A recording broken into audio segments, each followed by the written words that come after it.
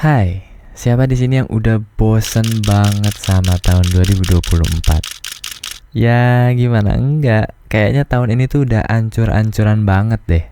Mulai dari berita politik, sosial, ekonomi, dan bahkan berita-berita yang kayaknya dulu tuh nggak mungkin kejadian, sekarang jadi mungkin dan bahkan muncul di dunia nyata.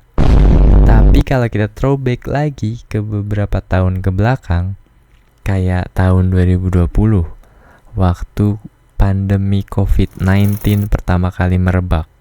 Dan masih ada lagi kayak tahun 1940-an, waktu Perang Dunia Kedua, kemudian tahun 1900 awal, waktu Perang Dunia ke-1, dan bahkan setelah Perang Dunia ke-1 beres itu malah ada wabah flu Spanyol yang korbannya itu sekitar 50 juta jiwa.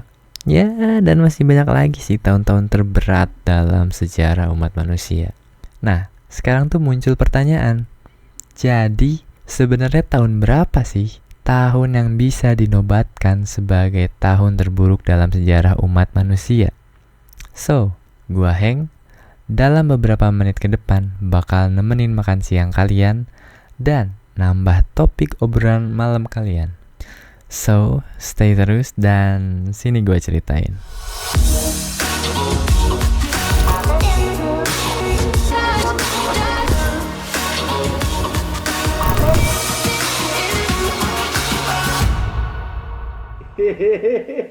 Dari berbagai catatan sejarah, tahun 536 merupakan tahun terburuk yang tercatat dalam sejarah umat manusia.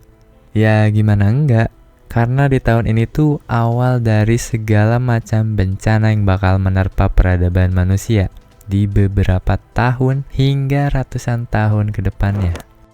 Semua ini bermula dari sebuah awan misterius yang muncul di berbagai penjuru dunia. Nah, awan ini tuh tebel banget dan ngebuat cahaya matahari nggak bisa masuk sama sekali ke permukaan bumi. Sebenarnya masih bisa sih, tapi sinarnya itu cuma bisa masuk selama 4 jam sehari. Dan itu pun sinarnya redup kayak sinar bulan di malam hari. Nah, pasti ada yang bilang nih, ya kan cuma awan doang, masa bikin satu dunia heboh? Ya emang cuman awan, tapi awannya tuh ngehalangin selama 18 bulan. Bayangin aja selama 18 bulan. Kalian gak bisa jemur pakaian, gak bisa jemur kerupuk, gak bisa jemur kasur. Ya pokoknya gitulah ya. Dan sampai saat ini tuh belum ada yang bisa membuktikan penyebab pasti dari bencana ini. Tapi ada beberapa spekulasi terkait penyebab dari bencana ini. Yang pertama adalah akibat letusan gunung berapi di Islandia. Ini semua tuh didasarkan oleh penelitian ke jejak es di Antartika dan gletser di Swiss serta pohon-pohon di Greenland. Tapi ada juga spekulasi yang mengatakan bahwa sebenarnya ini semua tuh akibat dari gunung berapi Krakatau yang ada di Indonesia. Waduh, King Indonesia disebut lagi nih, gengs.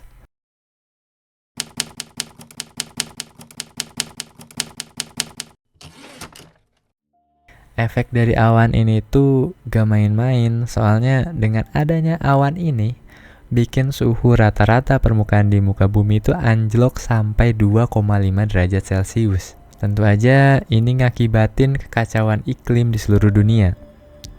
Bahkan nih, di Cina yang pada saat itu seharusnya lagi musim panas, suhu di sana tuh justru turun dan malah sampai bikin turun salju.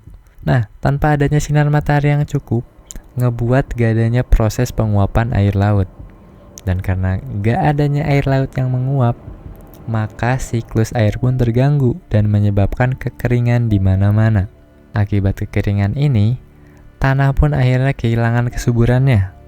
Tanaman mengering, hewan ternak tidak bisa bertahan hidup karena kekurangan pangan, dan akibat dari efek domino ini berujung kepada kelaparan yang menerpa banyak peradaban di dunia. Ya, tentu ini semua karena sumber utama pangan mereka yang saat itu dari gandum terpaksa gagal panen. Dan juga dari hewan ternak yang juga ikut mati karena suhu yang sangat dingin. Tapi ya sebenarnya tingkat kelaparan ini tuh berbeda-beda di tiap wilayahnya, tergantung dengan besaran dampak yang dihasilkan oleh awan tersebut. Menurut catatan Liber Pontificalis, pada tahun tersebut disebutkan bahwa wanita-wanita di Liguria sampai memakan anaknya sendiri untuk bertahan hidup. Ya kalau anak-anaknya kayak kalian sih ya nggak apa-apa gitu ya. Tapi kan ini di sini anak-anaknya juga pasti lagi berjuang untuk bertahan hidup kan. Kasihan aja gitu. Tapi nih kita juga nggak tahu kondisi anak-anaknya sendiri itu masih hidup atau kayak di Cina atau lebih tepatnya di Xi'an, yang mayoritas penduduknya tidak bisa bertahan hidup. Dan yang tersisa yang masih bertahan terpaksa harus memakan jasad dari kolega mereka yang atau orang-orang yang sudah tidak bernyawa.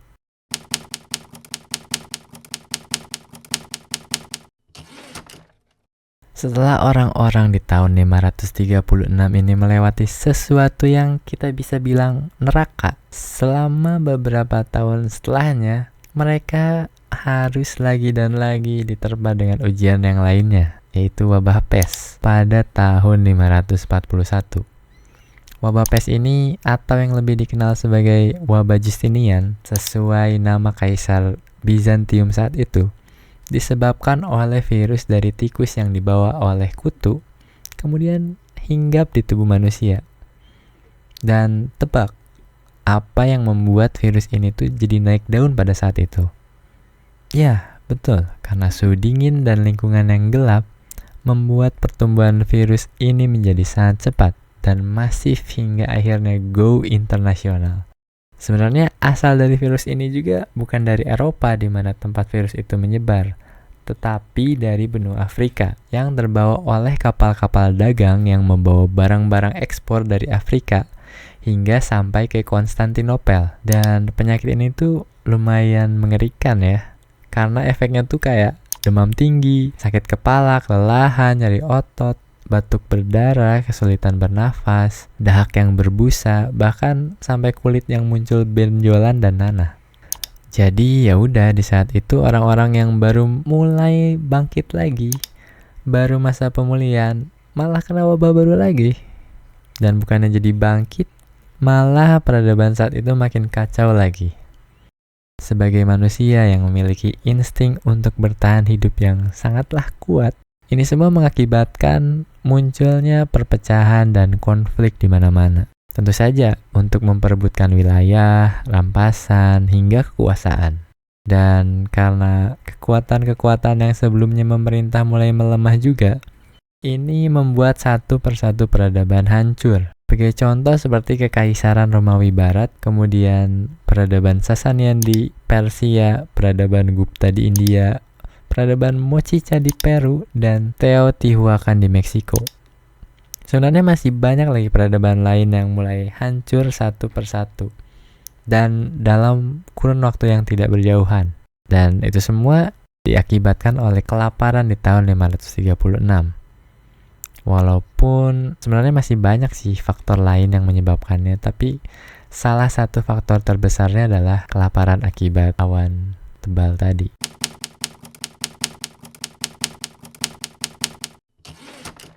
Ya, itulah kisah tentang tahun 536 yang memiliki kisah cukup panjang dan merupakan bagian dari sejarah umat manusia. Tanpa adanya kejadian ini, mungkin dunia saat ini yang kita tempati belum tentu menjadi yang sekarang.